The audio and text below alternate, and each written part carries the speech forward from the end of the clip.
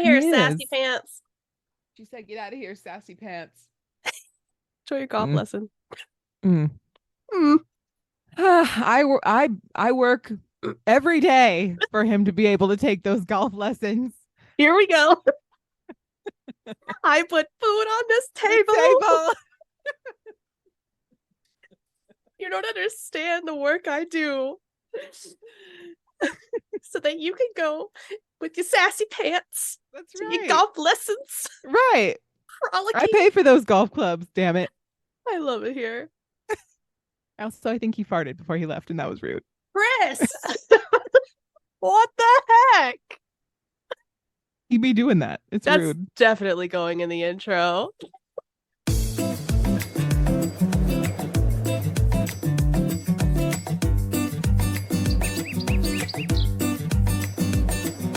Hello, everyone, and welcome to the show. I'm Blair. And I'm Kirsten, and we are mediocre content. And I will never it will never get old. The absolute ridiculousness that happens right before we're supposed to record something. Yeah. Oh, and This time weird. we limited to like 30 minutes, though, so I'm kind of proud of us. I mean, it's my fault. I'm on a time crunch, to be fair. Fair. Totally not recording this during my lunch break. No, she is. No. She is at work, ladies and gentlemen. Yes, working woman. Yes, she is. Yeah, and this is our second time attempting to record this because my internet is garbage. So if we refer to, oh yeah, we talked about that in the first one, or like, oh yeah, we mentioned this before, it's because we recorded this a first time and then stopped halfway through and decided it was garbage, and we didn't want you guys to have to listen to garbage. This is mediocre content, but it's not garbage content. So, well, also, to be fair, I'm lazy and did not want to edit that either. That's fair. Yeah, no, that's fair. Oh my god. I mean, she is our one woman IT department, so we have to give her. No, we are a 2-woman IT department. Working on it slowly but surely. All right, I say we jump in because we've got a lot to say. We got a lot. Yeah, we do. You're right. I jam-packed this episode. So a nice little disclaimer before we get into the good news. We are not experts on anything. We are trying to teach you something, but always fact check us because we don't know what's going on. Mm-hmm. And we appreciate if you point out if we're wrong, slide into our DMs and just let us know. That'd be cool. Yeah. This is a give and take relationship. Okay. So with that, Kirsten, take us into the good news. I'm so excited. I was excited the first round for this good news, but I'm equally as excited to hash it out a second time for the listener. It's great. We love it. It is a little bit more good news than normal because there was just so much to discuss, in my opinion. All right. Big cat energy. That's what I've titled the first one. So Saving Spots Initiative protects wildcats and cultural traditions in Zambia. This is a big deal. Lots of culture kind of intertwined with some of the things that have been going on with the big cats. Holding the synthetic leopard fur up next to the real thing. It's hard to tell which is which. And that's exactly what the team behind Saving Spots wants to hear. Saving Spots was launched in August 2019 by Panthera, which is the global wildcat conservation organization, and Veritas Royal Establishment of the Lotse people. And this is an initiative in Zambia that aims to protect the country's wildcat populations while preserving the traditions and ceremonies of the Lotse, such as their Kuomboka festival. Sorry if I mispronounced it. During this annual event, community members will wear what they call lepatello skirts, which are made from leopard and serval fur, as well as mashukwe headpieces topped by a lion's mane. So lots of big cat fur being used for these ceremonial garbs. Panthera developed and designed faux leopard and serval furs, which to replace what they're wearing that is real. So this would just be fake. And they have the endorsement of the Lotse king, which is also huge, meaning their influence can carry into that culture. Even though it's fake, It's still going to provide the same look that they're going for during these festivals, and to have that backing is great. So this not only will reduce the demand for wildcat skins, but also preserve the Lotse people's most important ceremonies that involve these pelts. And since 2019, 1,350 Lapatello and Mushukwe made of heritage fur have been distributed, and eventually all regalia for every Lotse event will turn to synthetic. So this is huge for the wildcat conservation. It's also huge for the Lotse people. They get to carry on with their ceremonial events without being disturbed, and also help conserve these big cats. Cute. Yeah, We love a good cat story. We do. We do. I can't help but think of what is it? Tiger King, when you bring up big cats. I know. But this is the opposite of that. Yes, this is definitely the opposite of that. All right. We're gonna leave Earth. I enjoy space, so that's where we're headed for this next piece. As many of you may know, we have a beautiful giant telescope called the James Webb Space Telescope. And this specialized telescope has observed the faintest galaxy yet seen in the early universe, giving researchers additional clues into a period of time known as the Epoch of Reionization. And this took place after the arrival of the first stars. So, gonna blow your mind in terms of timeline for a minute. It's gonna hurt just a little. I'm ready. So in a study published in the journal Nature, researchers wrote that the galaxy called JD1 is approximately 13.3 billion light years away. Because of that, this galaxy is being observed as it looked when the universe was just a few 100 million years old. So we're kind of seeing it in the past, in the future. Which is messed up. Total like mind warp. Like it is. It's so wild. It is wild. Before the Webb telescope switched on just a year ago, though, we couldn't even dream of confirming that such a galaxy existed. And this was stated from the co-author of the UCLA study. The telescope was able to observe JD1 due to its infrared instruments and through gravitational lensing, which is revolutionary. And they are currently rewriting the book on how galaxies are formed, how they evolved, and the immediate aftermath of the Big Bang as a result of this discovery. So huge, huge but very faint. Huge. And finally, I like to talk about science. Obviously, this is going to go more into medical silence. Medical science. This is about cancer news. We've got the second one I'm not a huge fan of a little bit. I have my opinions about it, but we'll talk about it. But the first group revolves around brain cancer, and this is good stuff. So, a new study found that the experimental drug vorasidenib, significantly reduced the progression of brain cancer, significantly being in air quotes and physical quotes for some reason. The slowing progression of tumors by an average of more than 16 months. This new drug created by the private drug developer Severe Group is the first molecularly targeted treatment for diffuse glioma, and study lead author Ingo Mellinghoff called the results, which were published in the New England Journal of Medicine, a very big finding. This drug specifically works on grade 2 gliomas by blocking a specific enzyme mutated in low-grade gliomas, keeping them from progressing and postponing the need for further treatment like chemotherapy, which we know can be really harsh on the body, of course. This group said that the results are quite striking and they're statistically highly significant and, more importantly, clinically very significant. The Severe Group is working to get the drug approved by the Food and Drug Administration for use in the United States, which would obviously greatly impact those who have brain cancer. All of that's great. I don't understand why they used quotes for significantly and then restated the significance across the board was striking. So I don't know. I don't know. It sounds like all Okay. good news, but I'm confused by it.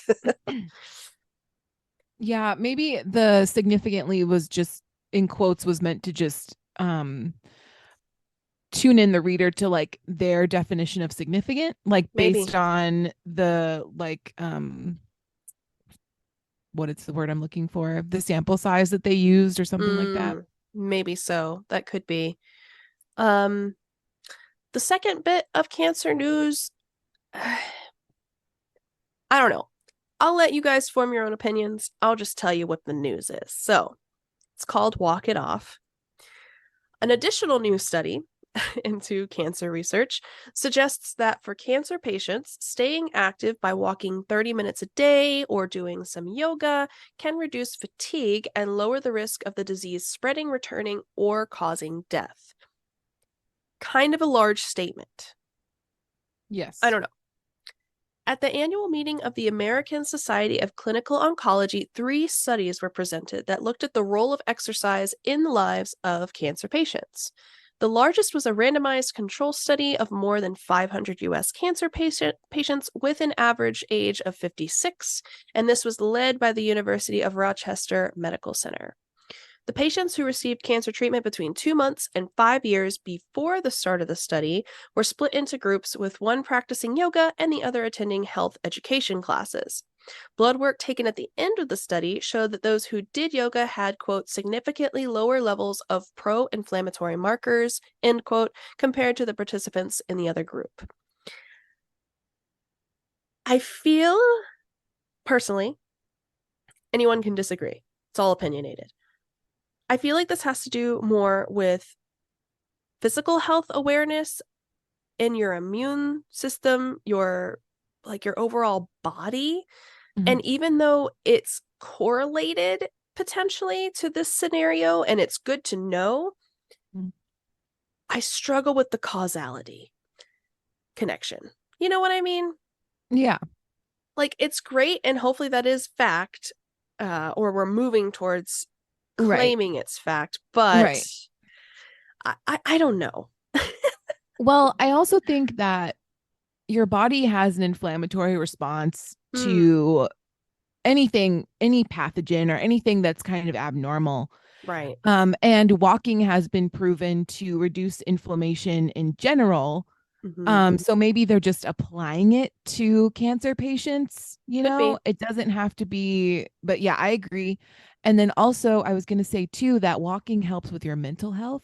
As we've seen from those of us who have started walking during the pandemic, you know, to get out of the house or whatever. Yep. And like there's definitely been research to show that like your mental health is like a huge proponent of your physical, like helping your physical health. So I mean that could be something. I know they just tested like inflammatory markers in this particular study, but Right. it's another thing that walking can definitely help with, especially if you're dealing with a huge life-changing illness like cancer, right? Yep. So Exactly.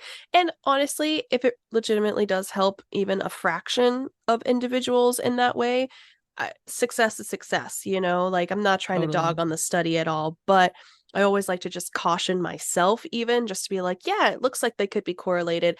But as a scientist by nature, correlation does not mean causation. There's lots of different tests and discoveries to be made, but hopefully this is a step in the right direction. Ha ha.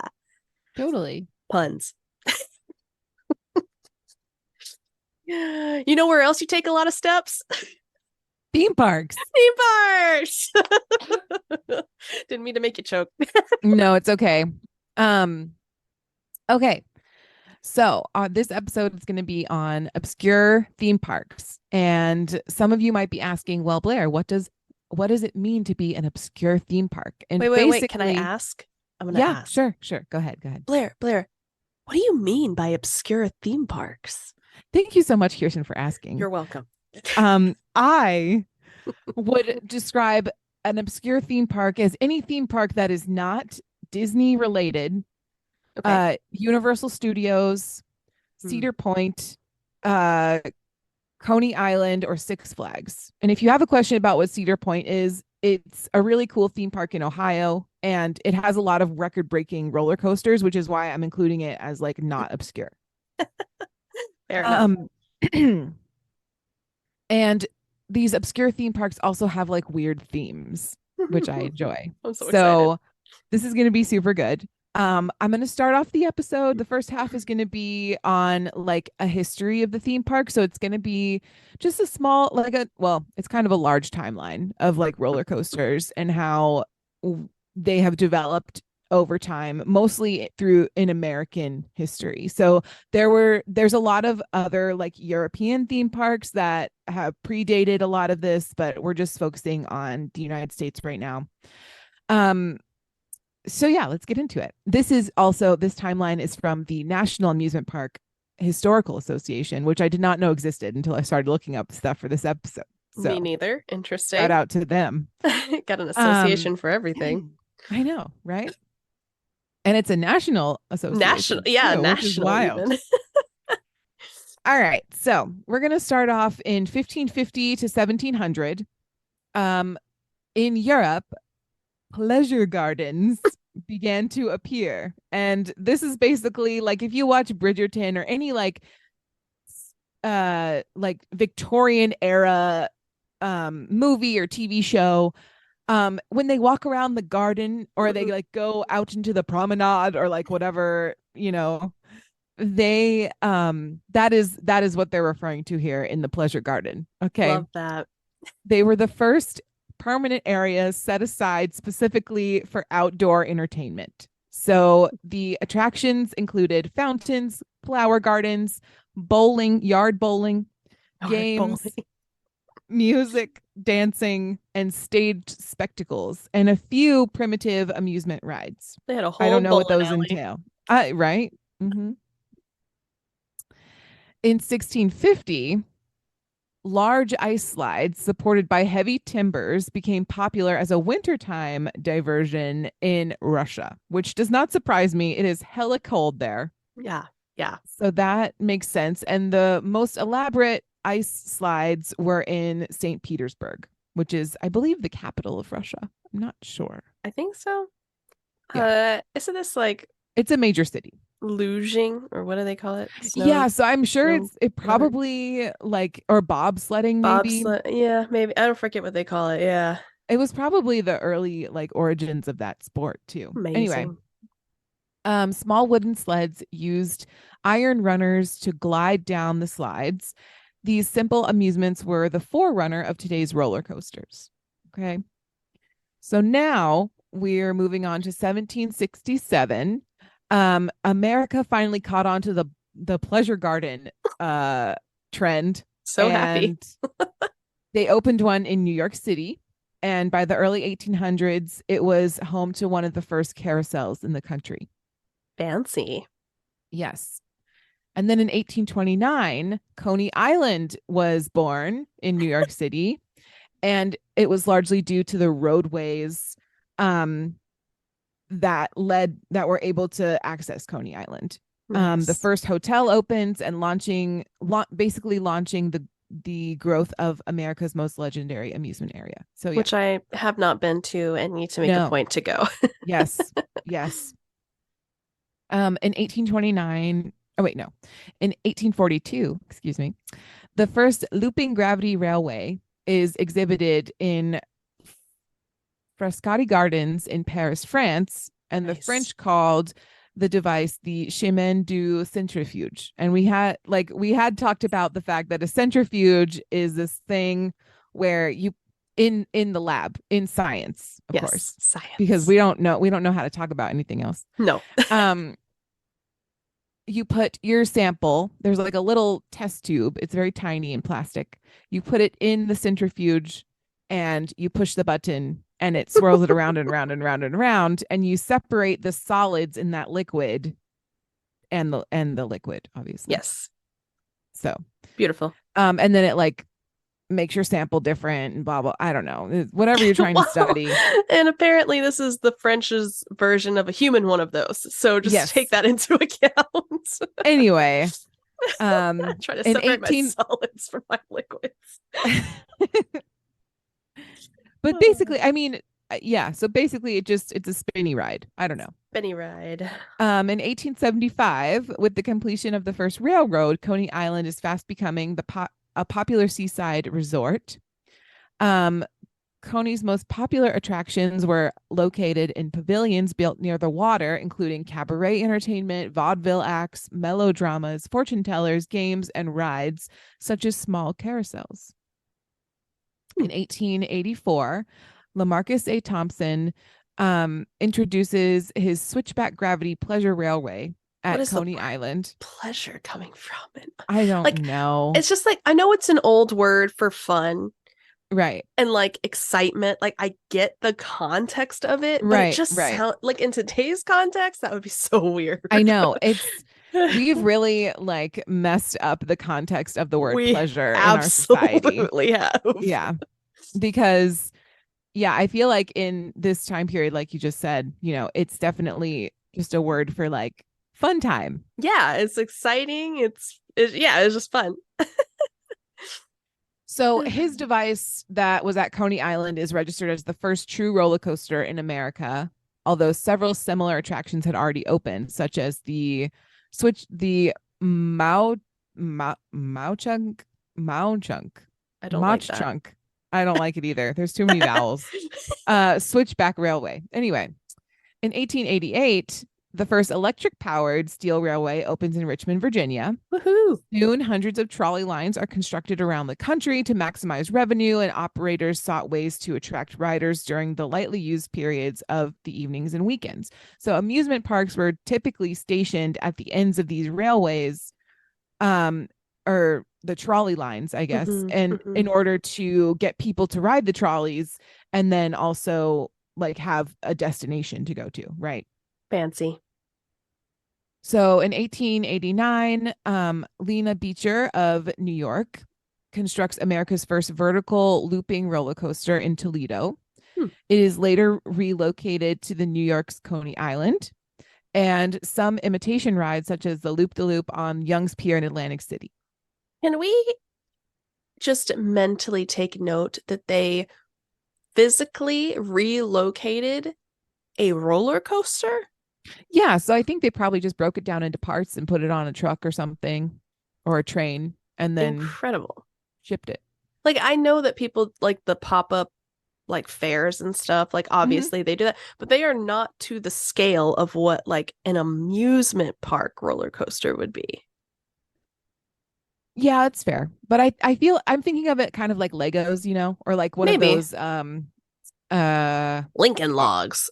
Or that I was gonna say the Matchbox car like tracks, where it just like comes out in pieces. That would make sense. Like, and then you put it on a train and you just ship it to Coney Island because it's the last stop on the train line anyway.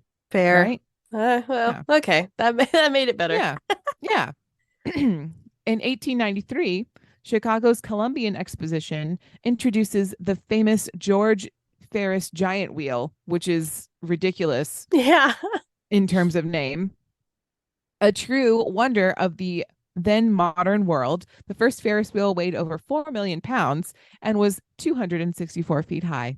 I always wondered why we call it a Ferris wheel. Now you know. It's because of George Ferris Giant Wheel. That's why. The more you know. In 1894, Schutz Park in Chicago opens, built by Captain Paul Boynton. Schutz Park was one of the first amusement parks to be enclosed and charge admission. After relocating in 1896, Schutz Park closed in 1908. The park served as a model for Sea Lion Park in New York's Coney Island. Interesting. I wonder what he was the captain of. I don't know. Theme parks? Chicago? I don't know. The whole of Chicago. The whole of Chicago. Oh, captain, my captain. Exactly. Let's see. So in 1903, Thompson and Dundee's Luna Park opens on May 16th at Coney Island. The electrical Arabian Nights style of architecture attracted over 40,000 patrons that first evening. Luna Park burned down in 1947, probably due to the electrical lights. It was pretty while it lasted. Exactly. In 1910, more than 2,000 amusement parks are operating throughout the United States, which is pretty cool. Have you, I guess later in the timeline, do you discuss what the current number is in the United States? I don't think so. I don't I'm gonna think so. look that You up. should look it up. Look it up. Yeah. Okay, so from 1915 to 1920, many parks closed due to the invention of the automobile. Because all of these amusement parks that were built were at the end of these trolley lines and railways and stuff. So people are using cars, they have no way to get to the amusement parks really. And they didn't really have a lot of parking lots like you do, like you see the miles and miles of parking lots in amusement parks now. So True.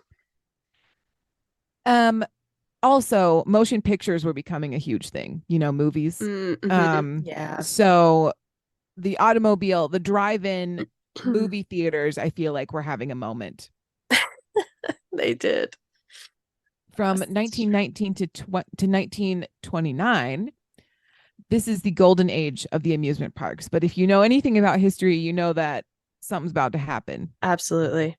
So many larger cities had as many as 6 amusement parks. And there was competition between the amusement parks, and many of the best roller coasters of all time were built during that time by John A. Miller. So let's see. From 1929 to 1933, the stock market crashed and the Great Depression caused many of the parks to close, right? So that makes sense. The number of amusement parks decreases from that 2000 to less than 500 in Less because than there's 5. Yeah, there was 2000. Yeah. Yeah. Well, and if you don't know, John Miller, the number of roller coasters that he has had his hands in, like if you look at the list, we looked at this last time, but it is huge and is immense. Yeah.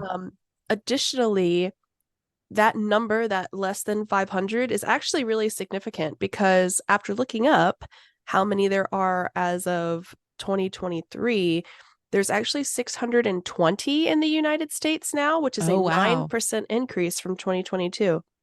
Wow. So there's really not that many more than what was. Well, or I guess it fluctuates too.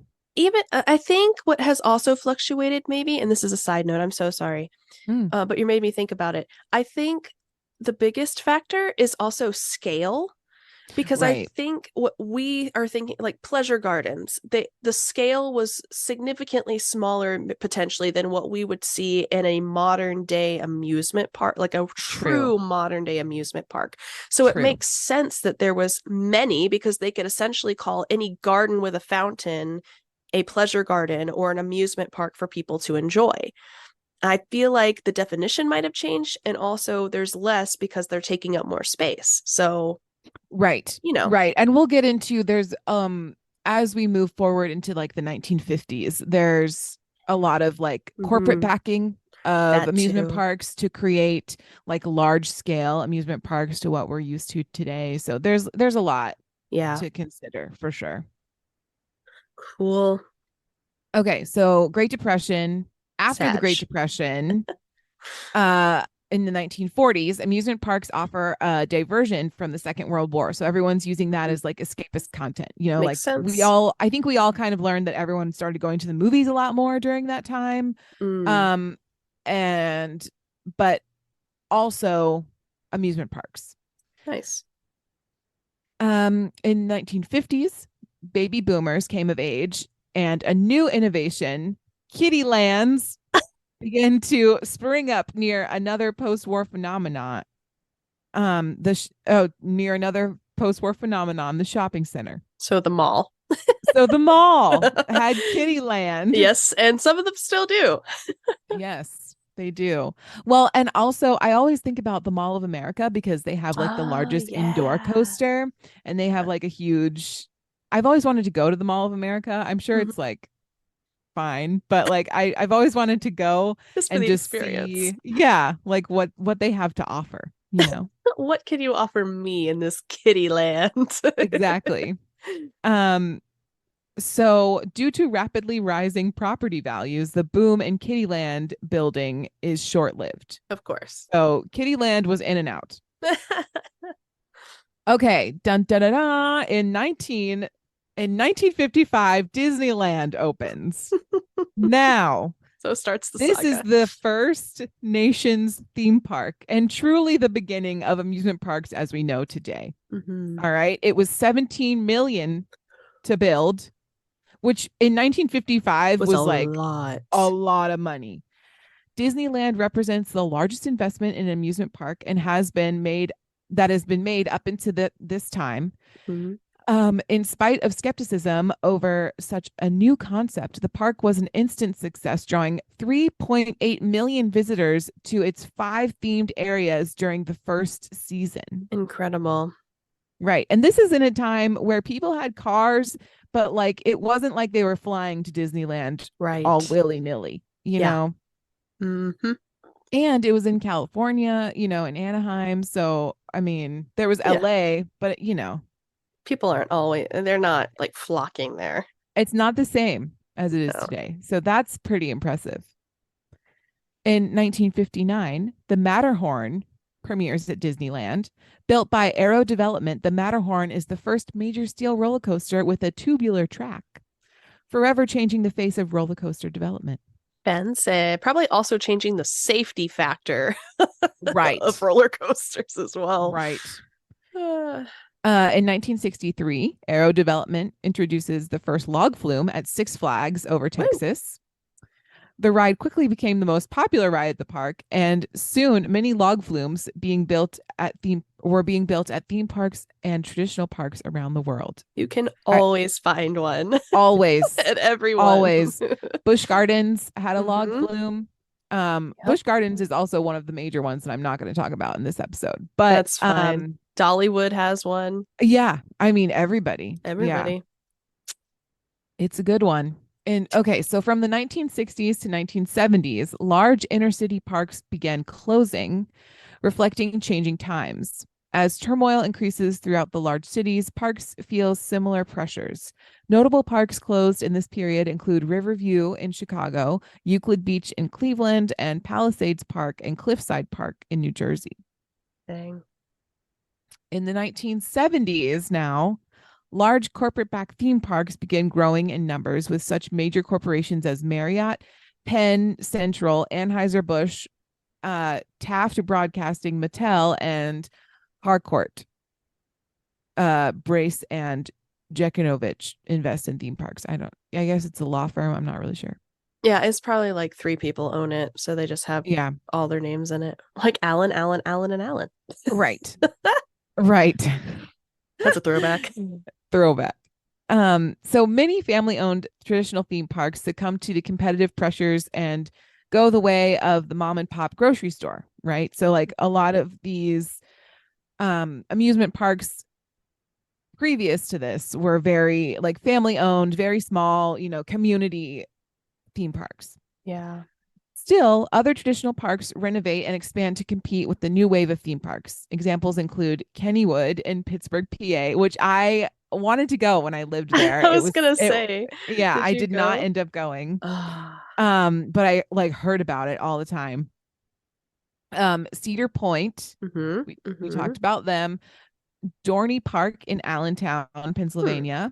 Lagoon in Farmington, Utah, which we'll talk about later, and Hershey Park in Hershey, Pennsylvania. So I've been to the museum at Hershey Park, but we've never actually been in the park, which is a shame because we've been close to it. Mm-hmm. But I've also never heard of Dorney Park, which is close to my grandparents. Like Allentown isn't that far. Yeah, so that's true. I guess I need to make a trip. You do. Apparently, Pennsylvania has a lot of like family-owned, that makes family, sense. quote unquote, owned, because I'm pretty sure Hershey is like a huge corporation, but started out as a family-owned theme park, I'm sure. Exactly. Yeah.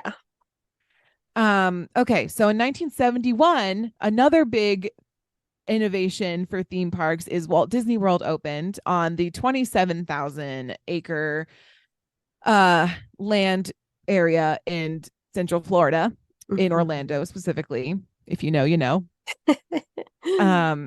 Disney makes the biggest investment ever for an amusement resort for a whopping $250 million. You know what though? They had it. I think they've made their money back. I'm Oh, sure. and then some. Not At even $5 some. for a pretzel, I mean, come on. You're telling me. Well, and I also, so I have to think too. I try, it's just so dumb. I don't know why I do this, but I try to humble that number too because I'm like, look, they're open almost year round, if not all year round. They have like the park has expanded to the nth degree with all the different rides and workers and shows and like everything. I'm like, that costs Mhm. money. So like I understand, like when you Yeah. go to a park, you understand that you are paying park prices for the park to stay open. Like, you know what I mean? Like I get Well, it, but yeah, it's but I expensive. mean, I they make a ton of money. They have They their do. resorts there. They've got, you know, and 250 million was just for Yeah. the four original Mm-hmm. like parks, Yeah. right? And now and then not to mention like all the changes they've made since then, and then Mm-hmm. also they've probably built more hotels since then, and they own like basically all of that little town right there. I don't Yeah. know. Yeah. Yeah. It's insane. Well, and plus the franchise, it's like the movies Yeah. and stuff. Oh, Like, sure. Yeah. yeah, It all gets divided up, for sure. Okay, so in 1972, Kings Island opens near Cincinnati, Ohio, and is credited with the revival of the classic wooden roller coaster, um, by building the roller coaster, the Racer. Did you ride the In the, one at King's Dominion? Sorry to I cut you off. did, I Yeah, did. that one It hurt my hurts. butt. Yeah. I was gonna say they always hurt. The one at Dollywood doesn't hurt though. It's just faster Oh, than you that's nice. expect. Yeah, that's good. Yeah. We love that. The 1970s is a decade of renewal for the roller coaster and the regional theme park. Not only are the parks seeking to top each other with the tallest and fastest ride, but it is the decade of roller coaster innovation not seen since the 1920s, and has the looping as the looping roller coaster becomes an industry staple. Oh, so many Yeah, roller coasters. I know. In 1981, Canada's Wonderland opens in Toronto, Canada, and is widely considered to be the last theme park constructed in North America as part of the boom that reached its peak in the 70s. Hmm. With costs up and all major markets apparently taken, experts considered the American theme park market to be saturated. I'm sorry, y'all. I'm like suffering over here. Okay. I don't know. I disagree with that. Uh, Maybe I for the mean, I don't. time. Do you know of any theme parks that have like been brand new in our lifetime? Like in our areas? I So don't. not like major ones, but I see now that Right. TikTok is a thing, I see other park like the garlic one you were talking about when you rode So like that's not new. That's not new. It's been around for a long time, but but how nobody long?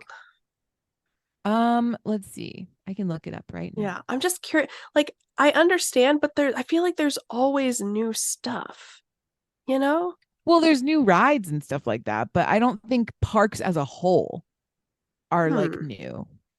I'm gonna look that up too. Like the newest amusement parks. Yeah, so Gilroy Gardens was in 1944. It started.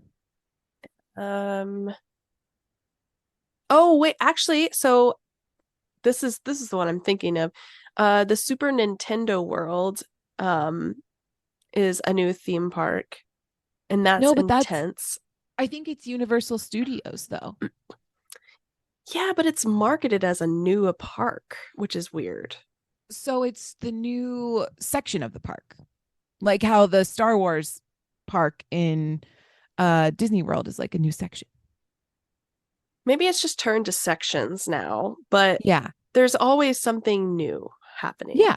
You know? Yeah. It's I agree. crazy. I agree. Definitely. What is Everyone's Lost trying to Island? do like the biggest and newest thing. Oh, you know what? It could be also the other thing we're not necessarily tapping. I don't know if you are or not. The other thing we're not necessarily tapping into is like the water parks. Because there's some pretty big ones out Mm. there, and I guess there's apparently a boom for that also, allegedly. Just looking very briefly. Yeah, yeah. Fair. Insane. Anyway, Yeah, I don't I did know. not include water parks in this because That They're would be too different. much. And Yeah. usually they're like lumped in with a different theme park with like it's, Yeah. you know what I mean? There might be a water section within the theme park, and that's just too weird to like discern from. I don't know. Isn't King's Dominion and Water Country like cahoots in Virginia? So I don't know. I have always been under the impression that Water Country and Busch Gardens were a thing because they would maybe that's sell what like I'm talking they would about. sell like dual passes to Maybe it. that's it. Yeah. Yeah. They're separate but equal, apparently. Separate but equal. Exactly. All right. So where were we? Let's see. So basically 1982, I think. 1982. Okay, so 1982 Epcot opens at Walt Disney World. So that $250 million we were talking about a minute ago, Epcot was not a part of that, apparently. And however, Walt Disney World in Florida, when they opened Epcot, it was considered the first theme park to surpass 1 billion in cost. Wow. So Epcot costs a lot of money. Yeah. Yeah. And in 1983, Tokyo Disney opens. Fancy. Yeah, and Disney was looking to get parks in Asia and Europe. So there's Disneyland Paris, and we'll get to that. And in 1987, Kennywood and Playland in Rye, New York, are listed on the National Register of Historic Places and the first operating amusement parks to be honored. The designation is a symbol of renewed interest in the amusement industry heritage.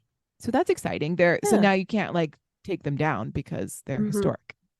1992, the Batman ride opens at Six Flags in Great America in Gurnee, Illinois. The first roller coaster where the cars travel underneath the structure. Batman is an immediate hit, and soon parks around the world are building inverted coasters. Is Superman the same? I don't know. Does Superman ride do that? Never mind. I have no idea. I don't think I've ever ridden either one of them. No. In 1988, SeaWorld of Texas opens in San Antonio. The first major theme park to open in North America since 1981, and reinvigorates a slumbering industry. Okay, so SeaWorld kind of brought it back to life in 1988, it looks like. Yes, which is weird. Soon, several other new parks are under development, although not at the frenzied pace in the 1970s. Other notable new parks include Universal Studios in Florida in 1990 and the Fiesta Texas in San Antonio, which opens in 1992.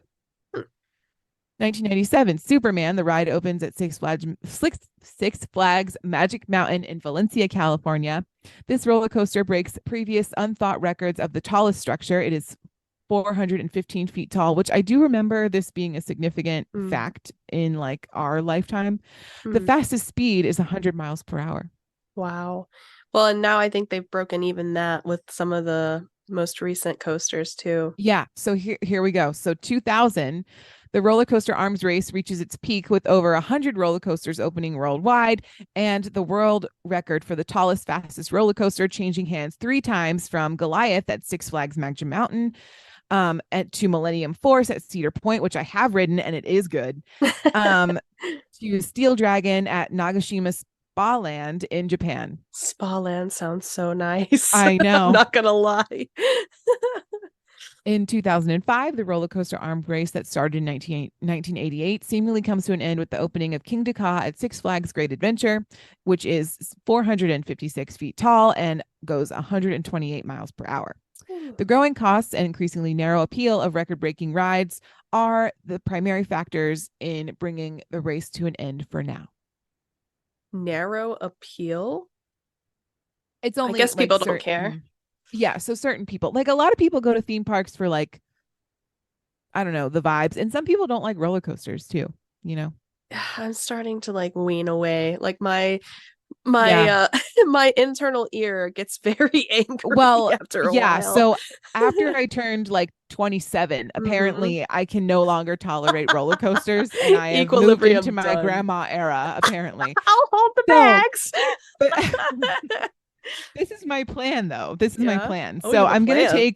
I'm gonna take motion sickness medication and go on the roller coasters at Disneyland when we Fair. go. And I'm gonna see if it works. I think it's gonna be good. I'm excited.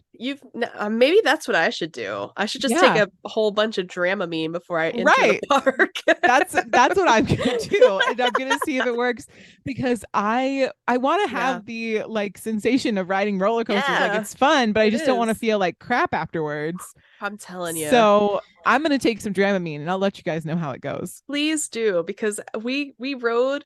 I mean, like we went to Dollywood recently and we rode the like 2 or 3 rides, and I was like, oh, okay, I'm starting to feel it. From ride number 4, I was like, I'm done for like the rest of Yeah, the day. no, exactly. That's exactly what happened to us. Like Ugh. when we went to Disney World in January of 2021, Mm-hmm. we rode like the new Star Wars ride because it had just come out, and we had to like Yeah. fight everybody for tickets. It was a whole thing. And it was a great ride. But Nice. I got off that ride So and sick. I was like, I don't know if I can carry on now. Like I thought I just needed food and some water, but it was not good. I felt awful. That was me and the new Hagrid ride at Universal Studios. Mm.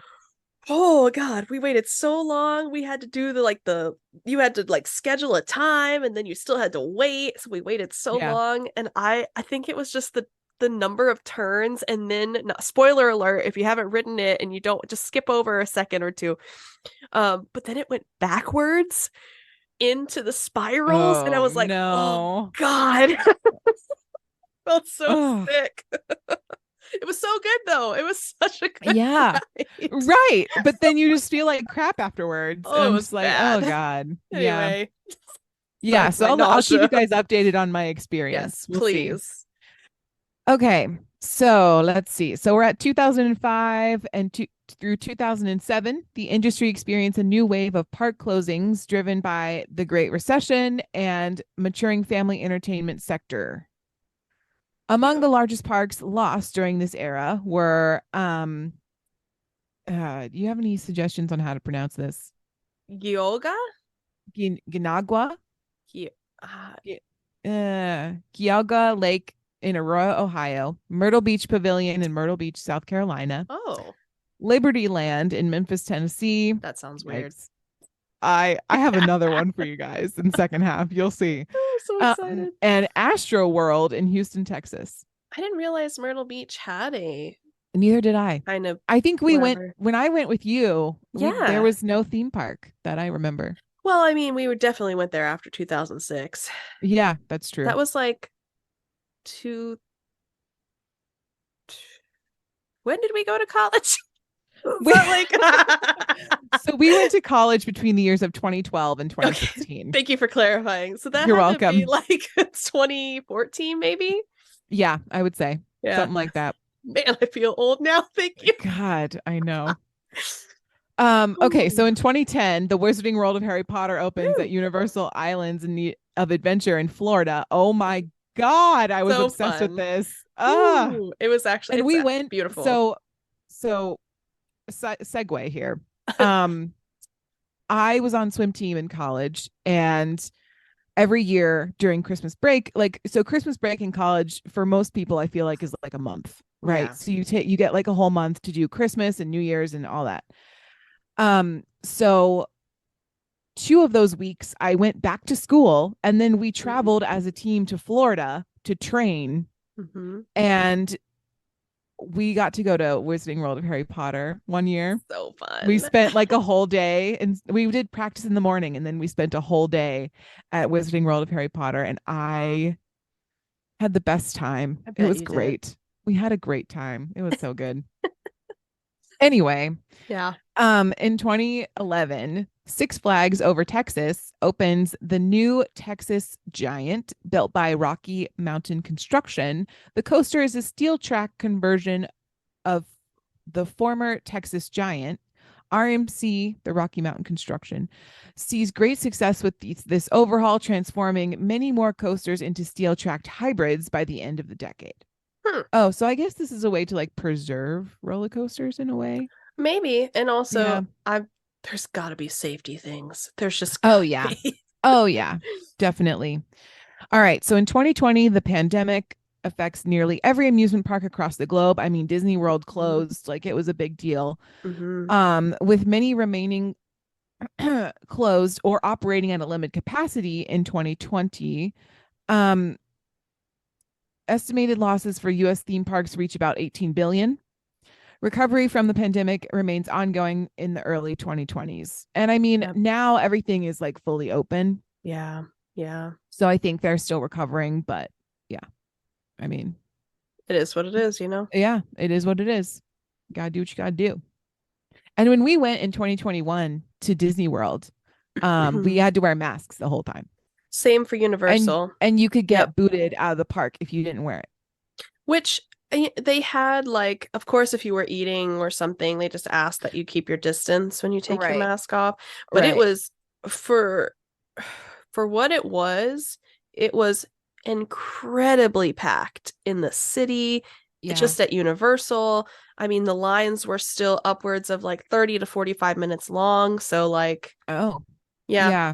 Disney had limited occupancy, and you had to pick the park that you were in the day before, like weeks before, so that way you could be counted already. So it actually wasn't terrible. Like there was a lot of people, but it wasn't as bad as I've seen it before. Like more organized. I guess. And also it was in January after like New Year's too. So like people had to go back to work and school and stuff. So we went like on an off time, I feel. Yeah. That's the best time. I agree. All right. So present day, finally, after all this time, today the amusement park industry stretches across the globe. Several companies are global scale operators with facilities stretching across many countries. As China has been the fastest growing market for theme parks since the 2010s. I didn't know that. As technology continues to advance, visitors continue to receive unprecedented new thrills that promise to reach new heights with the construction of new parks and attractions, including Universal's Epic Universe scheduled to open in 2025. Didn't know that either. Yeah, I didn't know. All right. So before we go to break, I'm going to do some fun facts. Let's go. All right. The oldest theme park is in Bakken in Klempenborg, Denmark. It was opened in 1583, 10 minutes north of Copenhagen. The entrance is free, and they have 32 rides. I don't know why that was so hard for me to say. Trigger warning for Americans. There's a weird clown on the homepage. Oh, you know I gotta look that up. It's not great. I looked up because the website is there. It's creepy. I don't like it. Let's see. Oh, of course. I can't read Dutch. Sure, take the cook. Right? It's weird. It's like Pennywise. I'm sure he has historical significance. Right. Like no shame. No shame or shade. Yeah. But they have an English version. Hold on, let me look. Yeah. I wonder if I can. Did you look him up? No, I didn't, because I was like, this is weird. I'm not gonna get into it. This is weird. Oh my goodness. I kind of want to know what's your vibe, man. Anyway, keep going. I'm gonna look it up. Okay. The oldest roller coaster is the Leap the Dips in Lake Mount Park in Altoona, PA. Altoona is right outside of Pittsburgh, in case anybody wants to know. Nice. It is the last slide friction roller coaster in America. And bonus, I did look that up because I don't know what that is. According to Wikipedia, a side friction roller coaster is an early roller coaster design invented by Edward Joy Morris. The design introduced side friction wheels to help prevent the trains from derailing during curved portions of the track. Very important. The addition to weight-bearing wheel In addition, the two weight-bearing wheels traditionally located on the underside of each train car, friction wheels were added to both sides, which roll perpendicular along the inner edge of the track. So, anyway. He is a clown, Okay. but he actually comes from the French mimes, pantomimes. Oh, that makes sense. And he's like kind of like in the Harlequin era where they would like the traditional mime clown that you would think of. So he has his Pennywise. origins. I would not think of him like that, but if you do, I do. I'm sorry. So okay, anyway, so he's just that's lovely. Because I guess they used to entertain there. So they'd have all types of entertainment. And one of them were mimes. And he's just become a facet of the park. So obviously. Yeah. Right. Okay. As you do. Okay. Fair. All right. So the largest drop in a roller coaster is King Dakar in Six Flags, New Jersey. It's 418 feet. We briefly touched on that earlier. Jeez. The park with the most roller coasters is Magic Mountain in Valencia, California. It has 20 coasters. Wow. The park with the most rides is Cedar Point in Sandusky, Ohio. It has 67 total rides, 47 major rides, and 20 kiddie rides. Nice. Shout out to Savannah. We both went to Cedar Point. And it was super fun. Cute. Oldest operating merry-go-round is currently in Martha's Vineyard, Massachusetts. It was manufactured in 1876. That's interesting. Yeah. Interesting. Number one, I didn't know she had. I would not have considered that. I guess it's a theme park. I don't know. Oh, no. Martha's Vineyard is a like a rich people That's what place I thought. to go. But it's not it's not associated with Martha Stewart at all. Okay, I was like very confused. Secondly, when I worked in Maryland, we went to like this park where we would teach like kids dance and like this kid park. It was like it's a park. Sure. It's not like amusement park, but it's like a forest walk where they would have activities for the kids and like whatever. Like a regular park. And I think they also had a carousel which also claimed to be either the oldest or one of the oldest, which is very interesting. Yeah. And now I'm curious about it. I mean, they're all older, I guess. So. I would say. Yeah. Fun times. Yeah. So that's all I have for your history lesson for today. In the second half, we're going to go over all the weird theme parks and all their weird themes and how much it costs to get in. And I'm so excited. So I'm also excited. We'll see you on the other half of this, on the other side of this break. We received many questions regarding what exactly Mediocre Content Podcast can be used for in the average person's daily life. Today, we will address this question head on with a list of everything you can do while listening to MCP. Kirsten, take it away. Laundry, cooking, biking, hiking, driving, typing, working, walking, jumping, tattooing, swimming, okay, Kirsten. launching a rocket, math homework, hopping, racing, singing, all right, showering, shaving, I think they sweeping, get it. Jogging, eating, spinning, zooming, fishing, Kirsten? boating, Hello? teething, Girl, can you hear me? Taking out trash, gardening, building a house. Okay. It appears we've lost her. Well, just so you know, you could do a lot of things while listening to Mediocre Content Podcast. So, yeah, that's the whole ad. And I'm gonna go head over to the second half now. Kirsten, come on over when you're better. Being controversial. All right. Bye, guys. Not listening to your wife. Eating peanuts. Welcome back to the second half of this podcast, the one you've been waiting for and probably didn't want to listen to the first half, and you probably skipped to the second half. So welcome back. They didn't want history. I feel like it's so important. Okay, so here we go. We're going to start off with Gilroy Gardens, only because Chris and I went to Gilroy Gardens a few weeks ago. Affectionately, we call it Garlic World, because they're so basically it is a horticulture themed amusement park known for its nature defying circus trees. Fun. The circus trees are real trees whose branches and trunks were shaped and bent as they grew. You can see them throughout the park, and there's even a replica circus tree play structure at the water park. Cute. So their mascot is a piece of garlic. There's a boy and a girl, and it's so cute. And like Gilroy also is like the artichoke capital of the world. There's a lot of like agriculture in that area. That makes sense. So it would make sense for them to have Gilroy Gardens, and it's really cute. It's $45 per person when you pre-purchase online. Children under 3 are free. And basically it's more geared towards kids. So if you're an adult like wanting to go, that's fine, but just know that there's many rides you cannot ride. Dang.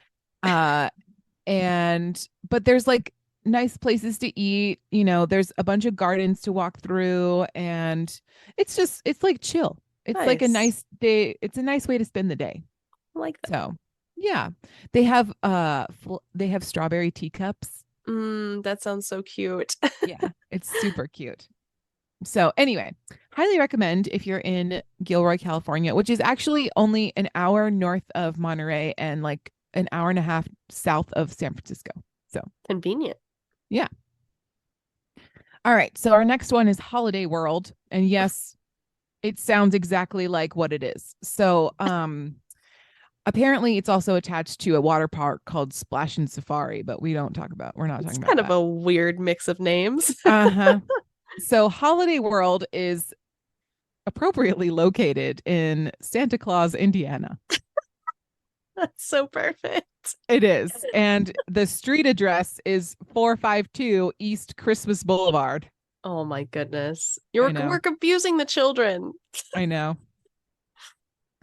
All right. So this place is pretty self-explanatory. Tickets start at $57 for one day admission. Holly Dog is their mascot, and it's a dog that just wears like a baseball cap and a shirt and shorts. I don't know why. No, I don't. And he has friends. His best friend is Kitty Claus, of course, who is a Halloween themed black cat mascot. Can I just tell you that when you said Holly Dog, my first impression was a man in a hot dog suit. Which was not the vibe. No, it's a dog and a cat. I'll take mine with mustard, please. Yes. They have sections for Christmas, Easter, Halloween. I kind of want to go now. You know, the whole 9. I bet they market it as like Santa Claus's summer home. I guess. I don't know. But it's not just Christmas. There's other holidays there as well. Yeah. I mean, they have to have a meeting once a year. Right. Yeah. Mandatory. Right. Yeah. I'm sure the Tooth Fairy goes. I don't know. Absolutely. But yeah, maybe we could do a podcast trip to Holiday World. Funded by Mediocre Content. It's just us. It's just we just pay for our ticket and plane. Right. Okay, so the next one is Nobles, which has free admission, and it is one of the oldest theme parks that is family owned that is still operating. So it has been around since 1926. It's a lovely forested spot in Ellisburg, Pennsylvania. They're all in Pennsylvania.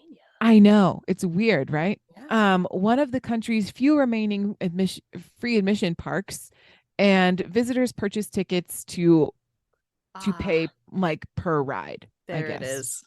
I know. But you can just go and like walk through and then just like pay as you go, like for what you want to ride and stuff. So that's pretty cool. Yeah. Apparently it's like really nice. It has well, let me read this. Among highlights at Nobles, the Phoenix and Twister are highly regarded and impeccably maintained wooden coasters. The park built Flying Turns, a retro-style wooden bobsled coaster. It also has a Haunted Mansion dark ride using its own crew. Fun. Wow. Nobles has many classic features, including an antique carousel, vintage bumper cars, and a parlor featuring the throwback arcade game Fascination. Fascination. That's what the game is called. I've Never heard of it. I don't know. The amusement resort also offers campground, cottages, and a bed and breakfast. So if you're like Fancy. into cottage core, but also want to go to an amusement park, This like is it. this is your vibe. Okay. Okay, so the next one is Enchanted Forest. Adult tickets start at $18.25. Children ages 3 to 12 are $16.25, and seniors 62 and up pay $16.75, and kids Jeez. under 2 are free. Huh. Highlights. If you have ever dreamed of going through the Looking Glass in Alice in Wonderland, or seeing how the little old lady who lives in the shoe decorated her humble dwelling, you can tell this is like from the website. Absolutely. You can do both at the Enchanted Forest. That's cute. I kind of like Yes. that. Yes. The park lets you enter real life versions of your favorite fairy tale lands, including an old West town, an idyllic European village, and an interactive storybook themed play area. Within the lands are a variety of kid friendly rides like a carousel, train, and pint-sized Ferris wheel. And where is this? I forgot to include that, and I'm currently looking it up. I was like, I'm going to go right now. I want to go be in a shoe. My goodness. It is in Turner, Oregon. Oh. Never mind. Sorry about that. Dang. All right. We have another holiday themed, What? holiday adjacent theme park. This is the North Pole, aka Santa's Workshop. So Man, we are in messing Cascade, kids up. Colorado, which arguably is a good place for this because I'm sure it snows there. Fair. They have the North Pole. Except not. During summer and fall, entry is free and you only need to pay for ride tickets. Unlimited ride packages are also available. During the holiday season, admission is $25 per person and reservations are required. Fair enough. Luckily, you don't have to travel all the way to the real North Pole to visit this holiday themed park. The North Pole is located near the base of Pikes Peak in Colorado, a fitting location for Santa's Workshop. Is it? The park has more than 24 rides, mostly geared towards families with young children, with some designed for children to ride by themselves. The Peppermint Slide and Santa's Sleigh ride tie directly into the park's Christmas theme, but all attractions have a festive feel thanks to the snow-capped mountain setting. You know, typically you will find these parks have individual stores or maybe a little bit of a holiday section. They're like, no. I want a whole park dedicated to the holidays. Yes. That's And kind I'm of sure intense. it's a huge hit, like when people come skiing or whatever. Yeah, I mean, I guess. Yeah. Yeah. I don't know. I don't know. Anyway, if you like Christmas, this is your vibe. Dutch Wonderland in Lancaster, Pennsylvania, which Again. is also like Amish country, I is. believe, as well. Yeah, it is. So it is $49.99 for guests ages 3 and up, with discounts for military members and first responders. Children under 3 are free. Highlights. Dutch Wonderland bills itself as a kingdom for kids, emphasis on the kingdom. You can enter the park through a large stone castle facade, and once inside, you encounter characters like Duke the Dragon and Merlin the Magician. So Fancy. I feel like it's a theme park that is also like medieval themed. Cool. I kind of like that. I could get down with that. Yeah, mostly geared towards younger children. And there's a prehistoric path full of life-size, just kidding. Life-size dinosaurs, plus a dig area, I mean, kid-friendly rides and coasters, and a large water play area. medieval dinosaurs. Similar, but different. Same, but different. Yeah. Same, different. All right. Okay. This next one is my favorite one of all of them. So if you've ever had an impulsive thought, like how you want to drive like a backhoe or something like that, like just when it's just out there on the construction site and you're Just like, the if I just hop average this American. fence and drive this backhoe, like it would be great. Anyway, Oh, wow. So in Katy, Texas, for $24.99 for a 2-hour pass. 2 hours? Yes. Oh my God. You can go to Dig World. 22 hours.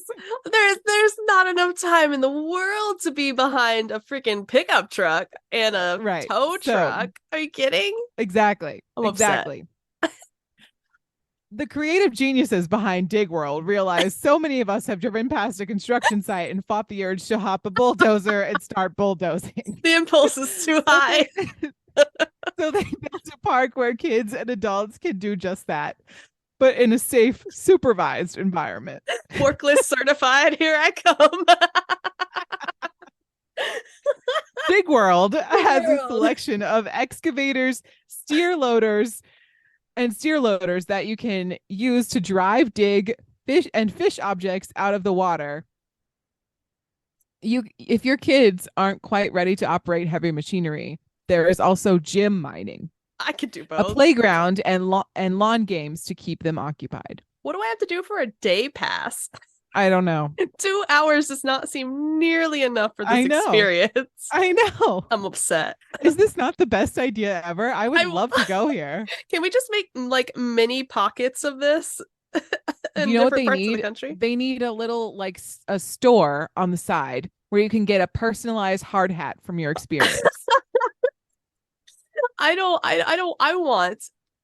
want a life-size bulldozer with my name inscribed on it from this experience. You give me 2 hours to fully be a construction worker? Life-sized. You want a bulldozer to take home? Why not? Where are you going to put it? My pocket. I don't know.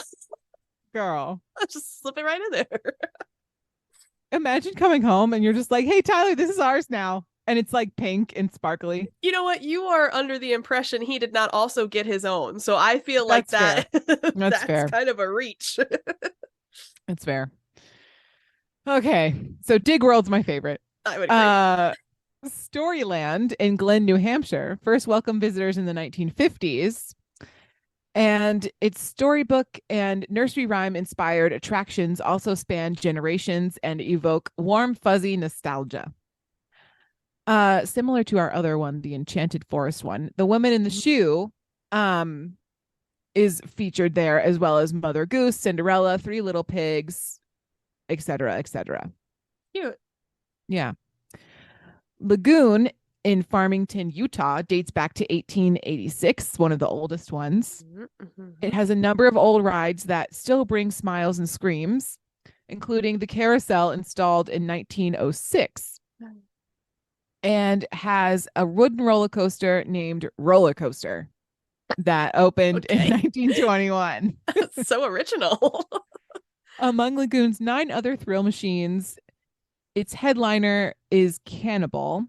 The ominously named Steel Ride features an elevator lift in a darkened shaft that brings its trains up 208 feet and an inclined first drop that sends passengers barreling down at 116 degrees and a top speed of 70 miles per hour. Holy crap. There's 4 topsy-turvy inversions as well. Topsy-turvy is a word I have not heard or used in a very long time. I know. Lagoon also offers Pioneer Village, an old West town with a 1-room schoolhouse, a music hall, a town hall, and there's also Lagoon A Beach, a Laguna 6-acre Laguna. But the A is separate. It is separate, but I think that's Lagoon, what it's getting at. Beach. A 6-acre attraction packed with water park stuff. That's all. You can tell where it's just like it can't beat Dig World, so everything after you should have put Dig World last. I know, I'm sorry. But I have 2 bonus ones that shout out to Mindy at work. She this next one. She really so she lived in Florida for a few years, I believe, or part of her life, and she said she's been to both of these places and they're both wild and exactly what you expect from Florida. So here we go. The first one scares me. The second I one know. I could get on with. Okay, so the first one is Holy Land Experience, Oh, which is a Christian theme park in Yikes. Orlando, Florida, and registered as a nonprofit corporation. Mm. Holy Land Experience conducted weekly church services and Bible studies for the general public. The theme park recreated the architecture and themes of the ancient city of Jerusalem in the first century Judea. The Holy Land Experience was owned by the Trinity Broadcasting Network and closed in March of 2020. Wonder why. Presumably due to the pandemic. Sure. I would say. That's what killed it. Uh-huh. Right. Mindy told me that you can also take communion. There's always like a soundtrack of like Christian music playing. You know, Blair, I don't mean to be pessimist. As I can't say a lot, right? Because right. You know, I know you. Methodist or whatever. Yeah, right. Or whatever. Here's the thing. This tastes a little C with an alt E to me. I that's exactly what I was going for. I recently watched the Duggar documentary as well as the Hillsong Church documentary, and I was like, this is perfect. This is the culmination of all of that rolled into one thing in Florida. Oh, Florida, you are an interesting state. Yeah. And so if anyone is worried about the Holy Land Experience coming back, that was you can rest easy unless they have decided to move elsewhere, because the land that it is currently on has been bought by a healthcare company, so they're going to develop it into like offices and stuff. Good Lord. So anyway, that's kind of topical too. Yeah, you can't really go there anymore, but I just thought it was worth mentioning. Definitely. Okay. And then the second bonus one is Gatorland, which is also in Florida. Which, are we surprised? No, we're not surprised. Gatorland. You can see alligators and crocodiles of all sizes, from babies, which are known as grunts, apparently, to the 14-foot monsters that call our breeding marsh home. So it's a breeding marsh is Gatorland. I don't like that, but I'll skip over it. We even have the largest collection of extremely rare white leucistic alligators. Okay. But Gatorland is more than just a gator park. Our free flight aviary, petting zoo, and one-of-a-kind animal shows, the thrilling Screamin' Gator zipline, and new Stompin' Gator off-road adventure. Nope. Ensure you'll be able to have a day chock full of fun. Or a lost limb. Right. So Mindy also went to this one, and she told me that they have one of the animal shows is they feed the gators and they hold out the like meat, and the gators like jump out of the water. Oh, and it's terrifying. Oh my God. Also, the Screamin' Gator zipline goes above the gators. So you're like above the, I like specifically looked at the website, and you go above the gators, like the pit of gators. Okay. Horrifying. I hate zip lines. Add that. I'm done. Also, the fact that you used gator and jump in the same sentence has me really on edge. Right. Especially we're talking airy, like arrow out of the water, like, and you can get tickets to do all of this for $32.99. They should definitely discount that price. To risk life and limb at the hands of the gators in Gatorland. I would pay a total of 50 cents right for that experience. Right. I'd pay more for Holy Land. No, absolutely not. To join a mild cult? Absolutely not. Mild, not even medium. Mild. Oh, what an experience Florida is. I know. They really got it all down there, I swear. And not all of it's great. None of it is great, except Disney World, in which case it's fine. Oh my gosh. Well, thanks for that. I feel like this episode felt like an amusement park. I feel like we created our own. I just want everyone to be educated on their options. Okay. Disney World's not the only thing out there for you. It's true. Apparently, the rest of them are in Pennsylvania almost exclusively. Exactly. Oh my God. Well, we sincerely appreciate you bringing us down this journey. If you'd like to let us know about some other amusement parks we may not have mentioned, or other obscure places you have for fun and merriment or pleasure where you're from, you can send all of that information to us either via our Gmail at mediocrecontentpodcast@gmail.com. You can tweet at us at Mediocre Squawks, or connect with us over on Instagram at Mediocre Content Podcast. You can also catch us live every other Thursday, 6 p.m. EST, 3 p.m. PST on Twitch, which is twitch.tv/, you guessed it, Mediocre Content Podcast. It's a mouthful, but it is what it is. And yeah, don't forget to rate us 5 stars anywhere you listen to podcasts. We really appreciate it. Or if you hate us, just don't leave anything. just leave. That's fine too. Exactly. Anything else from you, Blair? No. We'll see you guys next week with I'm sure a riveting Planet episode. Absolutely. You I'm guessed so it. excited. We'll see you guys next week. Cheers. Cheers.